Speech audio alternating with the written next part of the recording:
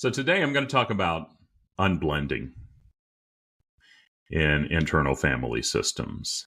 And blending within the IFS process can be understood as the phenomenon in which the emotional states and fundamental beliefs of one aspect of a person's psyche become intermingled with those of another aspect or with the core self. This fusion can often result in heightened levels of distress and impulsive, sometimes destructive behaviors that stand in the way of the individual's access to their intrinsic sense of self. And such occurrences can significantly obstruct the pathway to recovery and growth, as the energy that emanates from the self is integral to our healing.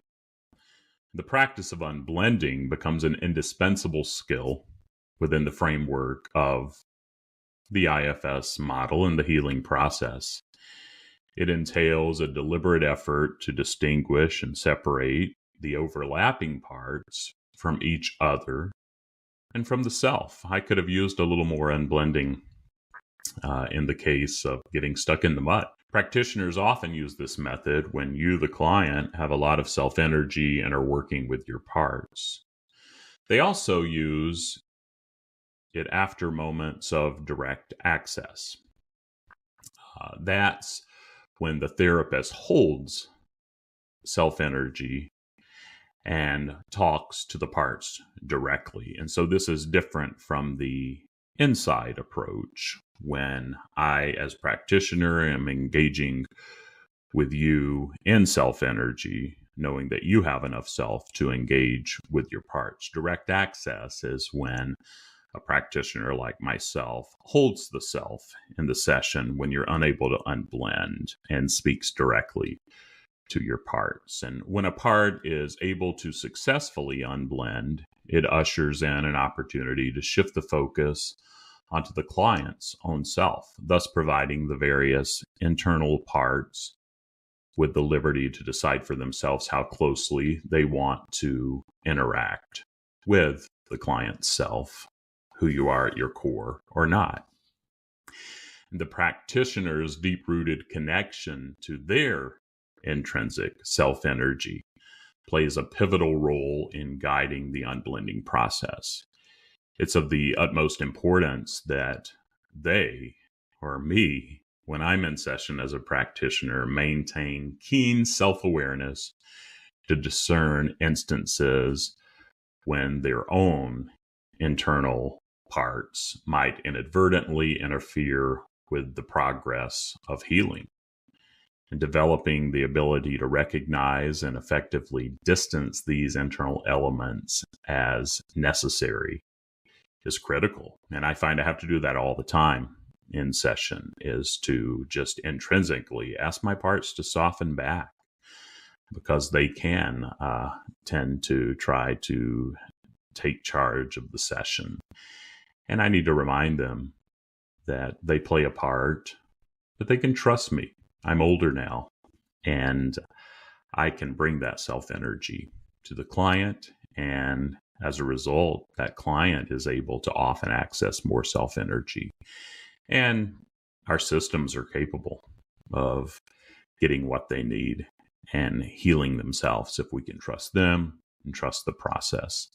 One of the fundamental aims of unblending is to attain a clear distinction between the various parts of the psyche, as well as from the central self, or what you've called me the central self, or what you've heard me call being beloved, a deeply loved human being at the core.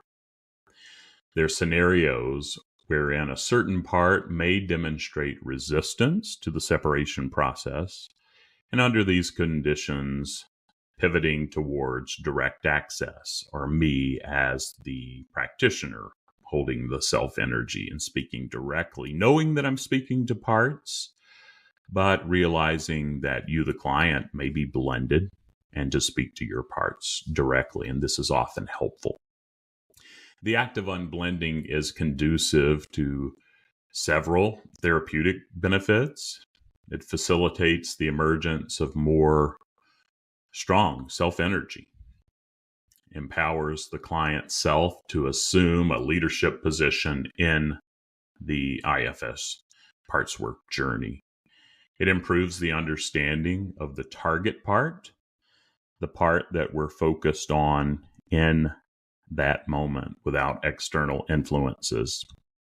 And it supports direct and unfettered dialogue between the self and its constituent parts. The decision for the practitioner or therapist to assist with the unblending process is often helpful in these specific situations. For instance, when a client encounters difficulty in engaging with a part through the lens of self-qualities, like those C words that we often talk about, or before reaching a consensus that encourages inner reflection. The process of unblending should be continued until there's ample presence of self-energy, a critical mass available to further the course of the healing and journey of engagement with our parts, addressing and soothing any interrupting parts and having them soften back, and addressing their potential reservation regarding the process of unblending along the way as necessary is key. To unblend with efficacy, practitioners are encouraged to first identify those parts that are reactive or pose obstacles. They should then prompt the client to request these parts to step back temporarily and assume the role of one witnessing or observing with a primary focus on the target part that seems to want or need attention the most in the present moment of our work. And if the other parts are able to soften back and withdraw to a peripheral position and adopt a stance of more curiosity and relaxation and take a momentary break, then that can free up space for us to get to know one part at a time.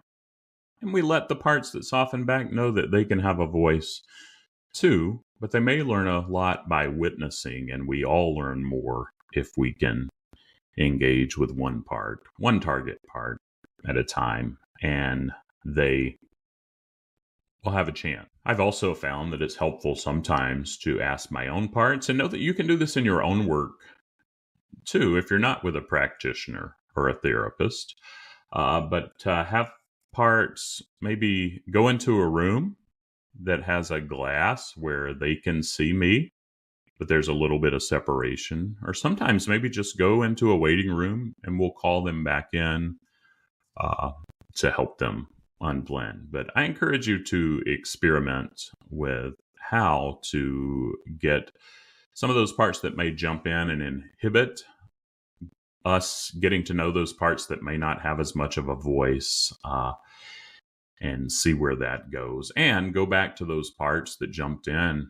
First, thank them for their courage, but give them a voice at some point too, and they can be a target. And upon completion of unblending, it's important to verify with the client, if you're a practitioner, or just check in with yourself if you're doing this on your own, that the part in question has been successfully isolated or able to step back so that the target part can continue sharing in comfort. And as I had mentioned, an expression of gratitude toward the parts that cooperated with softening back or unblending, and letting them know that it took a lot of courage to do that, and we're not going to forget about them, is key too, and can help them soften.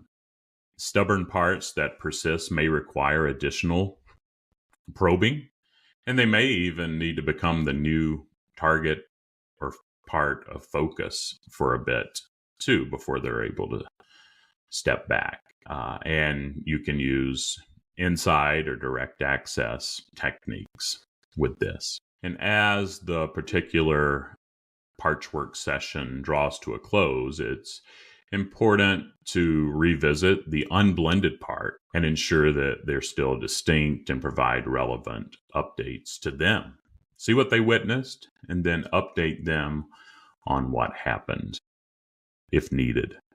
But unblending is key to the IFS process. When we're blended with our parts and we don't have that critical mass of self-energy, or even just a drop of curiosity and compassion is all it takes sometimes. It can really kind of put a block into the healing process. So I encourage you to take time to unblend and see which parts are up, see who needs the most focus right now on your journey as you work with your parts.